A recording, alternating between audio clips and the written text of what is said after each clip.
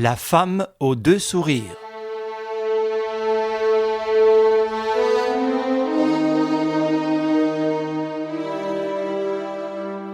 D'après Maurice Leblanc.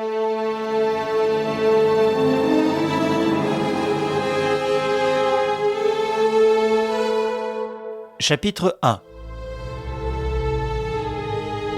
Prologue. L'étrange blessure. Le drame, avec les circonstances qui le préparèrent et les péripéties qu'il comporte, peut être résumé en quelques pages, sans qu'il y ait risque de laisser dans l'ombre le plus mince épisode dont il faille tenir compte pour atteindre l'inaccessible vérité. Cela se passa le plus naturellement du monde. Aucune de ces menaces sournoises que multiplie parfois le destin à l'approche des événements de quelque grandeur. Aucun souffle annonçant l'orage. Aucune angoisse. Pas même une inquiétude parmi ceux qui furent les spectateurs confondus de cette toute petite chose, si tragique par l'immensité du mystère qui l'enveloppa. Voici les faits. Monsieur et madame de Jouvel et les invités qu'ils recevaient dans leur château de Volnick en Auvergne, un vaste manoir à tourelles couvert de tuiles rousses, avaient assisté à un concert donné à Vichy par l'admirable chanteuse Élisabeth Ornain. Le jour suivant, le 13 août, sur l'invitation de madame de Jouvel, qui avait connu Élisabeth avant qu'elle n'eût demandé le divorce contre le banquier Ornain, celle-ci vint déjeuner, le château n'étant séparé de Vichy que par une douzaine de kilomètres. Déjeuner fort gai. Les châtelains savaient mettre dans leur accueil cette bonne grâce et cette délicatesse qui donnent du relief à chacun des invités. Ceux-ci, au nombre de 8, faisaient assaut de verve et d'esprit. Il y avait 3 jeunes couples, un général en retraite et le marquis Jean d'Erlemont, gentilhomme d'une 40aine d'années, ayant grande allure et une séduction à laquelle aucune femme n'était insensible. Mais l'hommage de ces 10 personnes, leur effort pour plaire et pour briller, allait vers Élisabeth Ornain, comme si, en sa présence, aucune parole ne pouvait être prononcée qui n'eût pour motif de la faire sourire ou d'attirer son regard. Elle, cependant, ne s'évertuait ni à plaire ni à briller. Elle ne laissait tomber que des phrases assez rares, où il y avait du bon sens, de la finesse, mais point d'esprit, ni de vivacité. À quoi bon? Elle était belle. Sa beauté lui tenait lieu de tout. Elle eût dit les choses les plus profondes qu'elles se fussent perdues dans le rayonnement de sa beauté. En face d'elle, on ne pensait qu'à cela, à ses yeux bleus, à ses lèvres sensuelles, à l'éclat de son teint, à la forme de son visage. Même au théâtre, malgré sa voix chaude et son réel talent d'artiste lyrique, elle conquérait d'abord à force d'être belle. Elle portait toujours des robes très simples, que l'on n'eût pas remarqué davantage si elles eussent été plus élégantes, car on ne songeait qu'à la grâce de son corps, à l'harmonie de ses gestes et à la splendeur de ses épaules. Sur son corsage ruisselaient de merveilleux colliers qui s'entrelaçaient les uns aux autres dans un désordre éblouissant de rubis, d'émeraudes et de diamants. Si on l'en complimentait, elle réprimait l'admiration avec un sourire. « Bijoux de théâtre!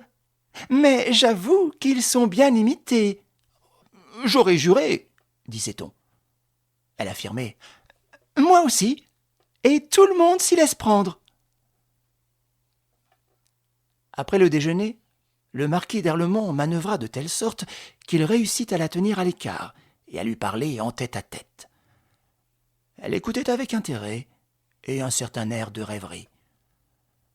Les autres invités formaient groupe autour de la maîtresse de maison, que cet aparté semblait agacer. « Il perd son temps, » murmurait-elle. « Voilà des années que je connais Élisabeth. Aucun espoir pour les amoureux. C'est une belle statue, indifférente. Va, mon bonhomme, tu peux jouer ta petite comédie et sortir tes meilleurs trucs. Rien à faire. » Ils étaient tous assis sur la terrasse, à l'ombre du château. Un jardin creux s'allongeait à leurs pieds, étirant sous le soleil ses lignes droites, ses pelouses vertes, ses allées de sable jaune, ses plates-bandes plantées d'ifs taillés. Tout au bout, l'amas des ruines qui restaient de l'ancien château, des tours, du donjon et de la chapelle, s'étageait sur des monticules où grimpaient des chemins, parmi le fouillis des lauriers, des buis et des houx.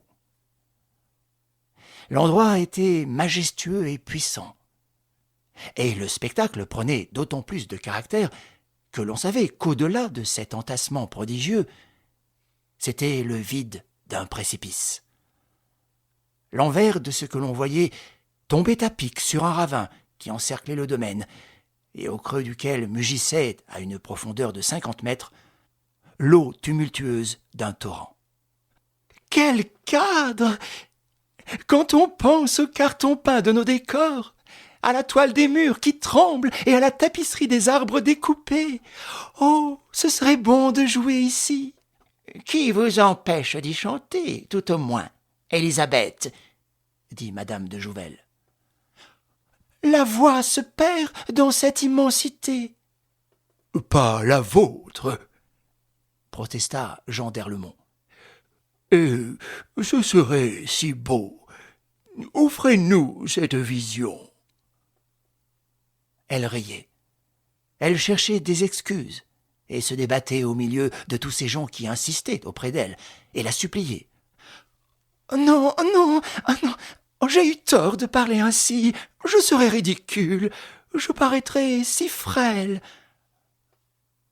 Mais sa résistance mollissait. Le marquis lui avait saisi la main et cherchait à l'entraîner. « Venez, je vous montre la route. Venez, cela nous ferait un tel plaisir. » Elle hésita encore, puis, prenant son parti, « Soit, accompagnez-moi jusqu'au pied des ruines. »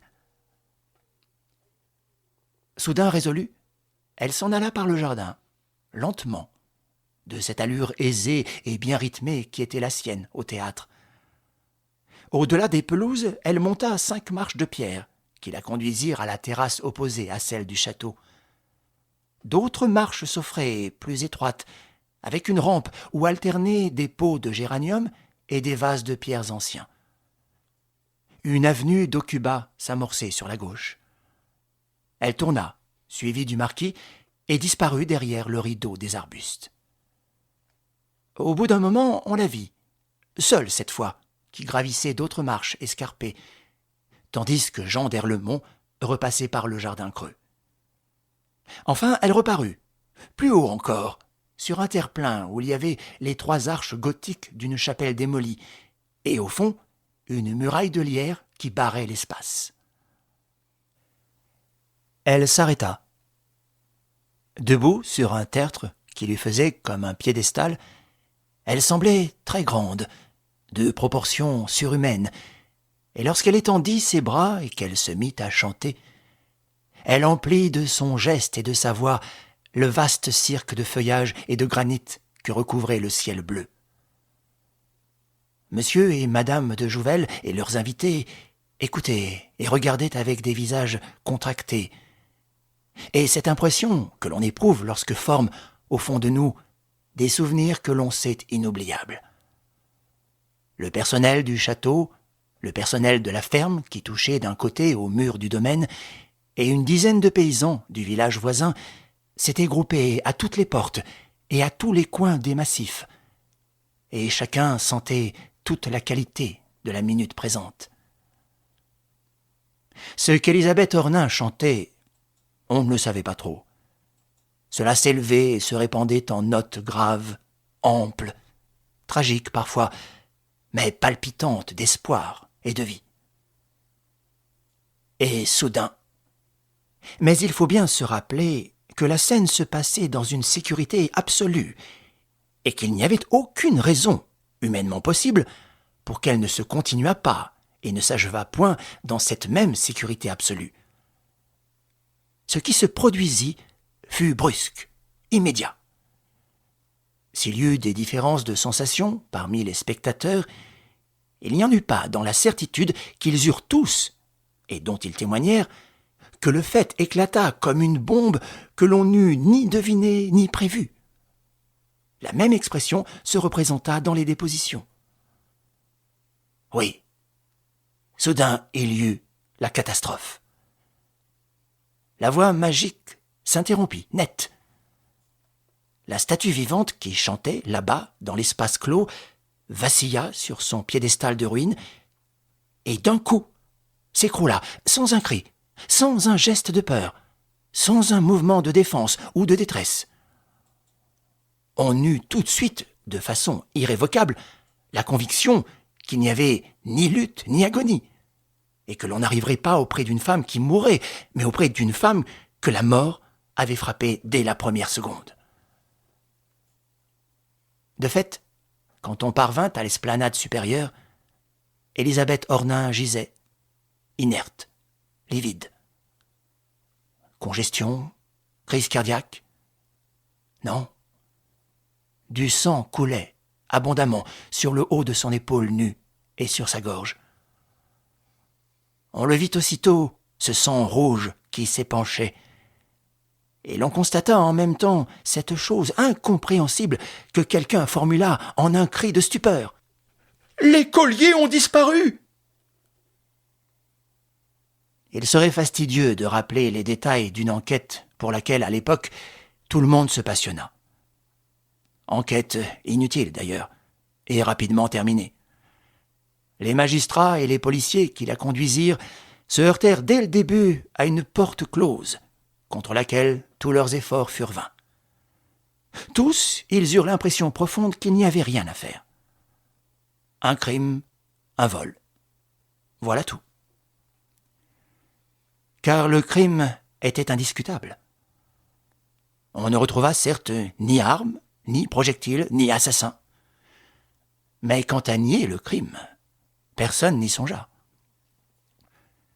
Sur 42 assistants, 5 affirmèrent avoir vu une lueur quelque part, sans que les 5 affirmations concordassent sur l'emplacement et sur la direction de cette lueur.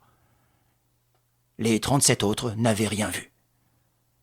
De même, 3 personnes prétendirent avoir entendu le bruit sourd d'une détonation, tandis que les 39 autres n'avaient rien entendu.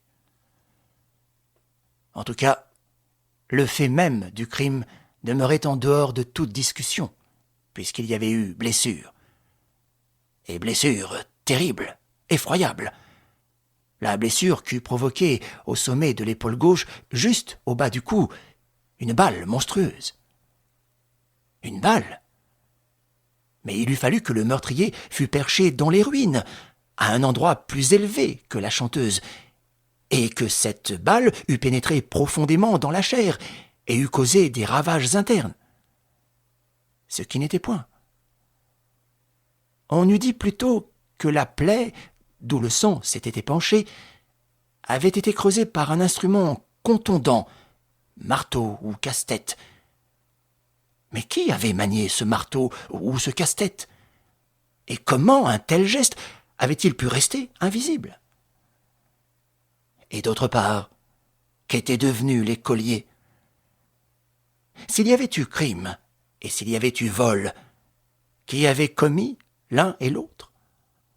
Et quel miracle avait permis à l'agresseur de s'échapper, alors que quelques domestiques, postés à certaines fenêtres du dernier étage, n'avaient pas quitté les yeux la chanteuse, l'esplanade où elle chantait, son corps quand elle tombait, son cadavre quand elle gisait sur le sol? Alors que tous ces gens eussent vu, sans aucun doute, les allées et venues d'un homme, sa fuite entre les massifs, sa course éperdue. Alors que par derrière, le décor des ruines plongeait en une falaise abrupte qu'il était matériellement impossible d'escalader ou de descendre. S'était-il couché sous le lierre ou dans quelque trou? On chercha durant 2 semaines. On fit venir de Paris un jeune policier ambitieux et tenace, Gorgeret, qui avait déjà réussi des coups de maître. Peine perdue. Investigation sans résultat. L'affaire fut classée au grand ennui de Gorgeret, qui se promet bien de ne jamais l'abandonner. Effarés par ce drame, Monsieur et Madame de Jouvel quittèrent Volnick en annonçant leur volonté formelle de n'y jamais revenir. Le château fut à vendre, tout meublé, tel qu'il était. Quelqu'un l'acheta, 6 mois plus tard. On ne sut pas qui, Maître Odiga, le notaire, ayant négocié la vente en grand secret. Tous les domestiques, les fermiers, les jardiniers reçurent leur congé. Seule la grosse tour, sous laquelle passait la voûte cochère, fut habitée par un individu d'un certain âge qui s'y installa avec sa femme. Le Bardon, ancien gendarme. Mis à la retraite, il avait accepté ce poste de confiance. Les gens du village essayèrent vainement de le faire parler. Leur curiosité fut déjouée. Il montait la garde âprement. Tout au plus remarqua-t-on que, à diverses reprises, peut-être une fois par an, et à des époques différentes, un monsieur arrivait le soir en automobile, couchait au château et repartait le lendemain dans la nuit. Le propriétaire, sans doute, qui venait s'entretenir avec le Bardon. Mais aucune certitude. On n'en sut pas davantage de ce côté. 11 ans plus tard, le gendarme Le Bardon mourait. Sa femme demeura seule dans la tour d'entrée. Aussi peu bavarde que son mari, elle ne dit rien de ce qui se passait dans le château. Mais s'y passait-il quelque chose? Et 4 ans encore s'écoulèrent.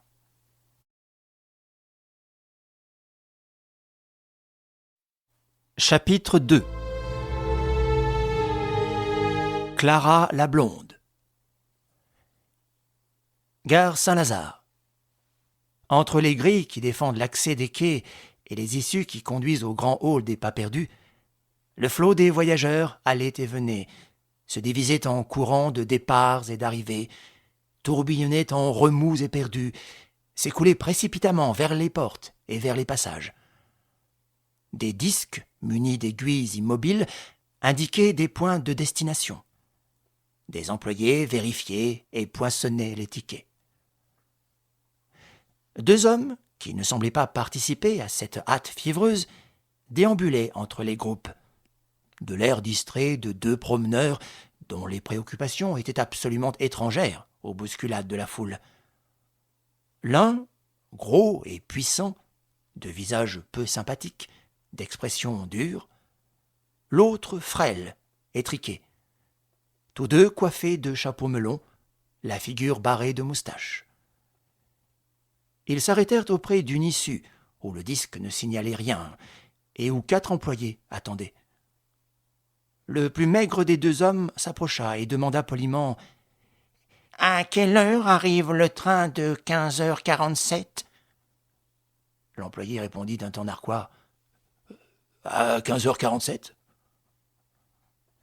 Le gros monsieur haussa les épaules, comme s'il déplorait la bêtise de son compagnon, et à son tour questionna. « C'est bien le train de Lisieux, n'est-ce pas ?»« Le train 368, en effet. Il sera là dans 10 minutes. »« Pas de retard ?»« Pas de retard. » Les 2 promeneurs s'éloignèrent et s'appuyèrent contre un pilier. Il s'écoula 3, puis 4, puis 5 minutes. « C'est embêtant. Je ne vois pas le type qu'on doit nous envoyer de la préfecture. »« Vous avez donc besoin de lui ?»« Parbleu, s'il n'apporte pas le mandat d'amener, comment veux-tu qu'on agisse avec la voyageuse ?»« Et peut-être qu'il nous cherche. Peut-être qu'il ne nous connaît pas. »« Idiot. Qu'il ne te connaisse pas, toi, Flamand. Tout naturel. Mais moi, Gorgeret, l'inspecteur principal Gorgeret, qui, depuis l'affaire du château de Volnick, est toujours sur la brèche. » Le nommé Flamand, vexé, insinua. « L'affaire du château de Volnick, c'est vieux. 15 ans. Et le cambriolage de la rue Saint-Honoré, et la souricière où j'ai pris le grand Paul, est-ce que ça remonte aux croisades? Pas même 2 mois. Et vous l'avez pris, et vous l'avez pris. N'empêche qu'il court toujours, le grand Paul. N'empêche que j'avais si bien combiné mon truc que c'est encore moi qu'on mobilise. Tiens, regarde si l'ordre de service ne me désigne pas nommément. Il tira de son portefeuille un papier qu'il déplia et qu'ils lurent ensemble. Préfecture de police, 4 juin. Ordre de service. Urgent. La maîtresse du grand Paul, la dénommée Clara la Blonde, a été vue dans le train 368 arrivant de Lisieux à 15h47. Envoyez immédiatement l'inspecteur principal Gorgeret. Un mandat d'amener lui sera transmis gare Saint-Lazare avant arrivée train. Signalement de la demoiselle, bandeau blond ondulé, yeux bleus. Entre 20 et 25 ans, joli. Vêtu simplement. Tournure élégante. Tu vois, mon nom est inscrit. Comme c'est moi qui me suis toujours occupé du grand Paul, alors on m'a chargé de sa bonne amie. Et vous la connaissez? Mal. Tout de même, j'ai eu le temps de la viser quand j'ai démoli la porte de la chambre où je l'avais prise en souricière avec le grand Paul. Seulement, j'ai eu de la déveine ce jour-là. Et pendant que je le ceinturais, elle a sauté par la fenêtre. Et tandis que je courais après elle, le grand Paul s'est cavalé. Et vous étiez donc tout seul? Nous étions 3. Mais le grand Paul a commencé par estourbir les 2 autres. C'est un rude type. N'empêche que je le tenais. À votre place, je ne l'aurais pas lâché. À ma place, mon bonhomme, t'aurais été estourbi comme les 2 autres. D'ailleurs, tu es réputé comme idiot. C'était là un argument décisif dans la bouche de l'inspecteur principal Gorgeret, pour qui ses subalternes étaient tous des idiots, et qui, lui, se targuait d'être infaillible et d'avoir toujours le dernier mot dans les luttes entreprises. Flamand parut s'incliner. Somme toute, vous avez eu de la chance. Le drame de Volnick, pour commencer. Aujourd'hui, vos histoires avec le grand Paul et Clara. Savez-vous ce qui manque à votre collection? Quoi? C'est l'arrestation d'Arsène Lupin. Je l'ai raté 2 fois d'1 seconde, et la 3e sera la bonne. Pour le drame de Volnick, j'ai toujours un œil sur l'affaire, comme j'ai l'œil sur le grand Paul. Quant à Clara la Blonde... Il saisit le bras de son collègue. Attention, voici le train. Et vous n'avez pas le mandat. Gorgeret lança un coup d'œil circulaire. Personne ne venait vers lui. Quel contretemps! Là-bas, cependant, tout au bout d'une des lignes, le poitrail massif d'une locomotive débouchait. Le train s'allongea peu à peu le long du quai, puis stoppa. Les portières s'ouvrirent et des grappes de gens envahirent le trottoir. À la sortie, le flot des voyageurs se canalisa et s'étira sous l'action des contrôleurs. Gorgeret empêcha Flamand d'avancer. À quoi bon? C'était la seule issue, et les groupes étaient contraints de se désagréger. Chaque personne passait à son tour. En ce cas, comment ne pas apercevoir une femme dont le signalement était aussi nettement déterminé? De fait, elle apparut, et la conviction des 2 policiers fut immédiate. C'était bien elle, la femme signalée. C'était, sans qu'on pût en douter, celle qui s'appelait Clara la Blonde. Oui, je la reconnais. Oh, gredine, tu n'y couperas pas. La figure était vraiment jolie, mi-souriante, mi-effarée, avec des bandeaux blonds ondulés, des yeux dont le bleu vif se distinguait de loin, et des dents dont la blancheur éclatait ou se cachait selon le mouvement d'une bouche qui semblait toujours prête à rire. Elle avait une robe grise, avec un col de linge blanc qui lui donnait un aspect de petite pensionnaire. L'attitude était discrète, comme si elle eût tâché de se dissimuler. Elle portait une valise de dimension restreinte et un sac à main, les 2 objets propres, mais fort modestes. « Votre billet, mademoiselle ?»« Mon billet ?» Ce fut toute une affaire. Son billet. Où l'avait-elle serré? Dans une poche? Dans son sac? Dans sa valise?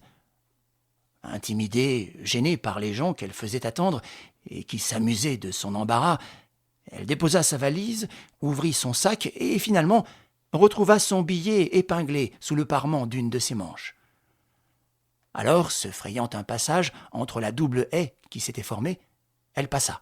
« Ah, crebleu! Quelle tuile de n'avoir pas le mandat!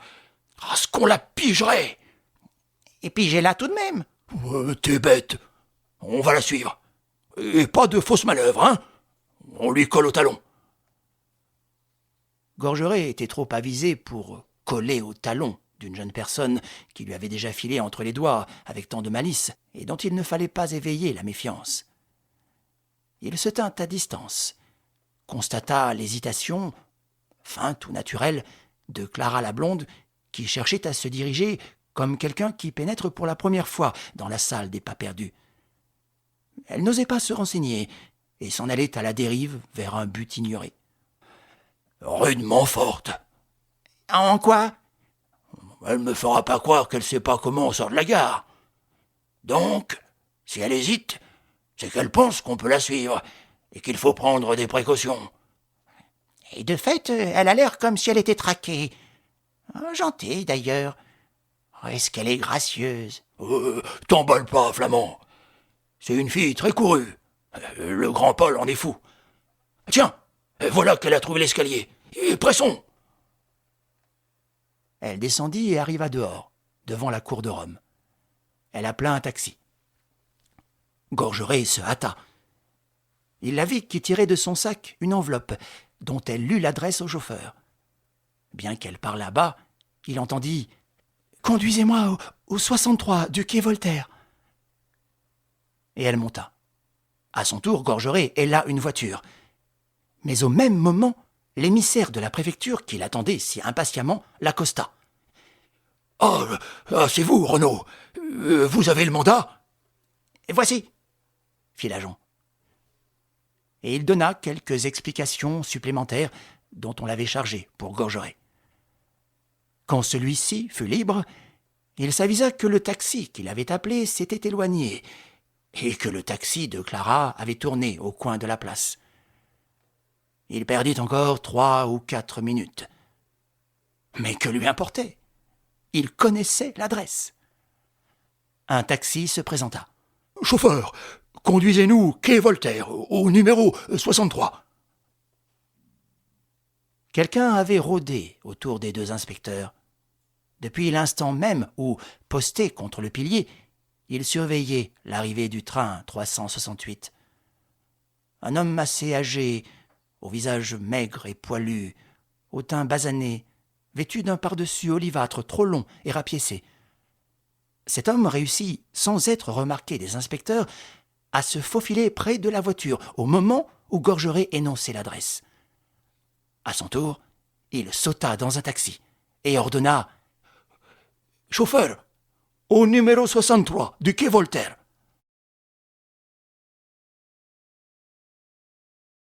Chapitre 3. Le monsieur de l'entresol. Le 63 du quai Voltaire est un hôtel particulier qui dresse le long de la Seine sa vieille façade grise à très hautes fenêtres. Le rez-de-chaussée, presque tout entier, et les 3/4 de l'entresol sont occupés par les magasins d'un antiquaire et par ceux d'un libraire. Au premier étage et au second, c'est le vaste et luxueux appartement du marquis d'Erlemont, dont la famille possède l'immeuble depuis plus d'un siècle. Fort riche jadis, quelque peu gêné maintenant à la suite des spéculations, il a dû restreindre son train de maison et réduire son personnel. C'est la raison pour laquelle il avait distrait de l'entresol un menu logement indépendant, composé de 4 pièces, que son homme d'affaires consent à louer quand un amateur a la délicatesse de lui offrir un sérieux pot de vin. À cette époque, et depuis 1 mois, le locataire était un monsieur Raoul, qui ne couchait que rarement et ne venait guère qu'1 heure ou 2 chaque après-midi. Il habitait au-dessus de la loge de la concierge, et au-dessous des pièces qui servaient au secrétaire du marquis. On entrait dans un vestibule obscur qui conduisait dans le salon. À droite, une chambre, à gauche, la salle de bain. Cet après-midi-là, le salon était vide. Des meubles peu nombreux, et qu'il semblait qu'on eût réunis au petit bonheur, le garnissaient. Aucun arrangement, aucune intimité. Une impression de campement où des circonstances passagères vous ont amené, et que le caprice du moment vous fera quitter à l'improviste. Entre les deux fenêtres, qui avaient vue sur l'admirable perspective de la Seine, un fauteuil tournait le dos à la porte d'entrée, haussant son vaste dossier à capiton. Tout contre ce fauteuil, à droite, un petit guéridon supportait un coffret qui avait l'apparence d'une cave à liqueur. Une horloge plantée contre le mur, dans une gaine étroite, sonna 4 fois. 2 minutes s'écoulèrent. Puis, au plafond, il y eut 3 coups frappés, à intervalles réguliers, comme les 3 coups qui annoncent au théâtre le lever du rideau. 3 coups encore. Puis, soudain, retentit quelque part du côté de la cave à liqueur un timbre précipité, comme celui du téléphone, mais discret, étouffé. Un silence. Et tout recommença. 3 coups de talon, le grelottement sourd du téléphone. Mais cette fois, l'appel ne prit pas fin et continua à jaillir de la cave à liqueur comme d'une boîte à musique. « Oh ! Crebleu de crebleu de crebleu !» grogna dans le salon la voix éraillée de quelqu'un qui s'éveille. Un bras surgit lentement, à la droite du vaste fauteuil tourné vers les fenêtres. Un bras qui s'allongea vers le coffret du guéridon. Un bras dont la main souleva le couvercle du coffret et saisit le récepteur téléphonique qui se trouvait logé à l'intérieur. Le récepteur fut amené de l'autre côté du dossier, et la voix, plus nette, du monsieur invisible qui se vautrait dans le creux du fauteuil, grommela « Oui, c'est moi, Raoul. Tu peux donc pas me laisser dormir, Courville ? Oh, quelle idée stupide j'ai eue de mettre en communication ton bureau et le mien. Tu n'as rien à me dire, n'est-ce pas ? Flûte, j'adore !» Il raccrocha. Mais les coups de talon et l'appel téléphonique fonctionnèrent de nouveau. Alors, il céda, et un dialogue en sourdine s'établit entre M. Raoul, de l'entresol, et le sieur Courville, secrétaire du marquis d'Erlemont. Oh, « Parle, dégoise.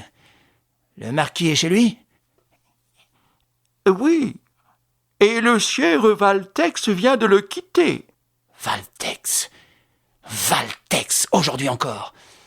Oh, sacrebleu. Le personnage m'est d'autant plus antipathique qu'il poursuit évidemment le même but que nous. Et que ce but, il doit le connaître. Tandis que nous l'ignorons. As-tu entendu quelque chose à travers la porte ? » ?»« Rien. » »« Tu n'entends jamais rien. Alors pourquoi me déranges-tu ? Laisse-moi dormir, sacrebleu. Je n'ai rendez-vous qu'à 5 heures pour aller prendre le thé avec la magnifique Olga. » Il referma.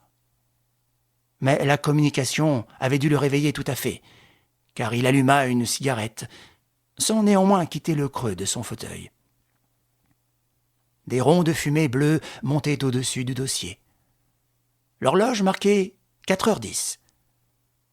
Et brusquement, un coup de timbre électrique qui venait du vestibule de la porte d'entrée. Et en même temps, entre les 2 fenêtres, sous la corniche, un panneau glissa, sous l'action évidemment d'un mécanisme commandé par le coup de timbre. Un espace en forme de rectangle, de la longueur d'un petit miroir, fut découvert. Un petit miroir illuminé comme un écran de cinéma, et qui réfléchissait le visage charmant d'une jeune fille blonde aux bandeaux ondulés. Monsieur Raoul bondit. « Oh, la jolie fille !» Il la regarda une seconde. Non, décidément, il ne la connaissait pas. Il ne l'avait jamais vue. Il fit jouer un ressort qui ramena le panneau. Ensuite, il se regarda, à son tour, dans une autre glace, qui lui renvoya l'image agréable d'un monsieur de 35 ans environ, bien découplé, de tournure élégante et de mise impeccable. Un monsieur de cette sorte peut recevoir avec avantage la visite de n'importe quelle jolie fille. Il courut au vestibule. La visiteuse blonde attendait, une enveloppe à la main, une valise près d'elle, sur le tapis du palier. « Vous désirez, madame ?»« Mademoiselle. »« Vous désirez, mademoiselle ?»« C'est bien ici le marquis d'Erlemont ?» Monsieur Raoul comprit que la visiteuse se trompait d'étage. Tandis que la jeune fille avançait de 2 ou 3 pas dans le vestibule, il saisit la valise et répliqua, avec aplomb, « C'est moi-même, mademoiselle. » Elle s'arrêta au seuil du salon. « Ah, on m'avait dit que le marquis était d'un certain âge. Je suis son fils. »« Mais il n'a pas de fils. »« Pas possible. En ce cas, mettons que je ne sois pas son fils. Bon, ça n'a d'ailleurs aucune importance. Je suis au mieux avec le marquis d'Erlemont, quoique je n'ai pas l'honneur de le connaître. » Habilement, il la fit entrer et referma la porte. « Mais, monsieur, il faut que je m'en aille. Je me suis trompé d'étage. »« Justement, reprenez haleine. L'escalier est abrupt comme une falaise. »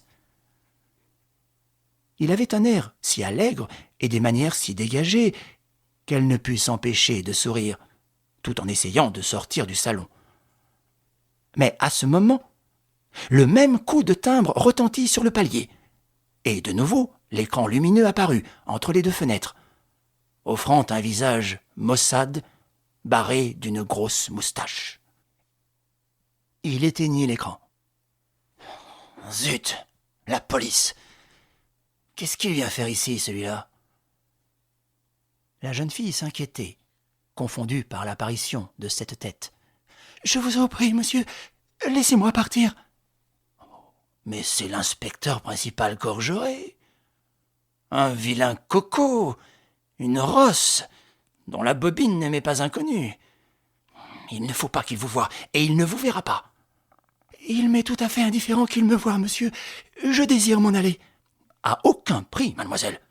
Je ne veux pas que vous soyez compromise. »« Je ne serai pas compromise. »« Si. Tenez, veuillez passer dans ma chambre. »« Non ? Alors quoi, il faut bien cependant... » Il se mit à rire, assailli d'une idée qui l'amusait, offrit galamment sa main à la jeune fille et la fit asseoir dans le vaste fauteuil. « Ne bougez pas, mademoiselle. Ici, vous êtes à l'abri de tous les regards. Et dans 3 minutes, vous serez libre. Si vous ne voulez pas ma chambre comme refuge, vous acceptez bien un fauteuil, n'est-ce pas ?» Elle obéit, malgré elle, tant son air joyeux et bon enfant se mêlait de décision et d'autorité. Il eut un léger sautillement sur place, comme pour manifester son contentement. L'aventure s'annonçait sous les couleurs les plus agréables. Il alla ouvrir. L'inspecteur Gorgeret entra d'un bond, suivi par son collègue flamand, et il cria aussitôt, d'un ton brutal, « Il y a une dame ici. La concierge l'a vue passer et l'a entendu sonner. » M. Raoul l'empêcha doucement d'avancer, puis, avec beaucoup de politesse, « Puis-je savoir... »« Inspecteur principal Gorgeret, de la police judiciaire. »« Gorgeret ? Le fameux Gorgeret ? Celui qui a presque arrêté Arsène Lupin ? » ?»« Et qui compte bien l'arrêter un jour ou l'autre. Mais pour aujourd'hui, il s'agit d'autre chose. Ou plutôt d'un autre gibier. Une dame est montée, n'est-ce pas ? » ?»« Une blonde très jolie ? » ?»« Si l'on veut. » »« Alors ce n'est pas cela. Celle dont je parle est très jolie, remarquablement jolie. Le sourire le plus délicieux, le visage le plus frais. »« Elle est ici ? » ?»« Elle sort d'ici. Il n'y a pas 3 minutes qu'elle a sonné et m'a demandé si j'étais monsieur Frossin, demeurant au numéro 63 du boulevard Voltaire. » Je lui ai expliqué son erreur et lui ai donné les indications nécessaires pour se rendre au boulevard Voltaire. Elle est repartie aussitôt. Oh, quelle déveine! Gorgeret, machinalement, regarda autour de lui, jeta un coup d'œil distrait sur le fauteuil tourné et scruta les portes. « J'ouvre ?» Inutile. Nous la retrouverons là-bas. Oh, avec vous, inspecteur Gorgeret, je suis tranquille. Moi aussi. Et il ajouta, en remettant son chapeau, À moins qu'elle n'ait manigancé quelques tours de sa façon. Ça m'a l'air d'une fieffée coquine. Une coquine? Cette admirable blonde? Enfin quoi, tout à l'heure à la gare Saint-Lazare, je l'ai presque cueillie à l'arrivée du train où elle était signalée. Et voilà 2 fois qu'elle se défile. Elle m'a paru si posée, si sympathique. Gorgeret eut un mouvement de protestation. Une sacrée femme que je vous dis. Savez-vous qui c'est? La maîtresse du grand Paul, tout simplement. Hein? Le fameux bandit? Cambrioleur? Assassin, peut-être? Le grand Paul que vous avez presque arrêté? Et que j'arrêterai comme sa maîtresse, comme cette fouine de Clara la blonde. Pas possible. La jolie blonde, ce serait cette Clara dont les journaux ont parlé et que l'on recherche depuis 6 semaines? Elle-même. Mais vous comprenez que la prise a de la valeur. Tu viens, Flamand? Alors, monsieur, pour l'adresse, nous sommes d'accord. Il s'agit de monsieur Frossin, 63, boulevard Voltaire. Parfaitement, c'est l'adresse qu'elle m'a donnée. Monsieur Raoul le reconduisit, et tout en se penchant sur la rampe de l'escalier, d'un ton très aimable, déférent. « Bonne chance! Et tandis que vous y êtes, arrêtez aussi le sieur Lupin! Tout ça, c'est Fripouille et compagnie !» Quand il rentra dans le salon, la jeune fille s'y tenait debout, un peu pâle, avec une certaine anxiété. « Qu'avez-vous donc, mademoiselle ?»« Rien, rien. Seulement, voilà des hommes qui m'attendaient à la gare. J'étais signalée. »« Alors vous êtes bien Clara la blonde, la maîtresse du fameux grand Paul ?» Elle haussa les épaules. « Je ne sais même pas qui est le grand Paul. »« Vous ne lisez donc pas les journaux ?»« Rarement. »« Et votre nom de Clara la blonde ?»« Je l'ignore. Je m'appelle Antonine. »« En ce cas, que craignez-vous ?»« Rien. Tout de même, on voulait m'arrêter. On voulait... » Elle s'interrompit et sourit comme si elle eût compris soudain la puérilité de son émoi. « J'arrive bien de ma province, n'est-ce pas? Et je perds la tête à la première complication possible. Adieu, monsieur. Êtes-vous donc si pressé? Un moment, j'ai tant de choses à vous dire. Que vous avez un sourire de joie, un sourire affolant, avec des coins de lèvres qui remontent. Je n'ai rien à entendre, monsieur. Adieu. Comment? Je viens de vous sauver, et vous m'avez sauvé? Dame, Prison, cour d'assises, échafaud, ça mérite quelque chose. Combien de temps restez-vous chez le marquis d'Erlemont? Une demi-heure, peut-être. Eh bien, je vous surveille, au passage. Et nous prenons le thé ici, en bons camarades. Le thé ici? Oh, monsieur, vous profitez d'une erreur. Je vous en prie. Elle levait sur lui des yeux si francs qu'il sentit l'inconvenance de son offre, et n'insista pas. Que vous le vouliez ou non, mademoiselle, le hasard nous remettra en présence l'un de l'autre. Et j'aiderai au hasard. Il y a de ces rencontres qui ont inévitablement un lendemain. Beaucoup de lendemains. S'arrêtant sur le palier, il la regarda remonter l'étage. Elle se retourna pour lui envoyer de la main un salut gentil. Et il se disait « Oui, elle est adorable. Oh, ce sourire frais. Mais que va-t-elle faire chez le marquis? Et puis que fait-elle dans la vie? Quel est le mystère de son existence? Elle, La maîtresse du grand Paul. Qu'elle ait été compromise en même temps que le grand Paul, possible. Mais la maîtresse du grand Paul, il n'y a que la police pour inventer de telles bourdes. Tout de même, il songea que Gorgeret, après s'être cassé le nez au 63 du boulevard Voltaire, aurait peut-être l'idée de revenir, et qu'il y avait risque de rencontre entre lui et la jeune fille. Cela, à tout prix, il fallait l'éviter. Mais tout à coup, comme il rentrait dans son appartement, il se frappa le front en marmottant « Saperlotte, j'oubliais !» Et il se mit à courir vers le téléphone, non dissimulé celui-là, qui correspondait avec la ville. « Vendôme 0000 »« Allô ?» Nous espérons que vous avez apprécié cet aperçu. Pour continuer à écouter ce livre audio sur Google Play Livres, utilisez le lien dans la description de la vidéo.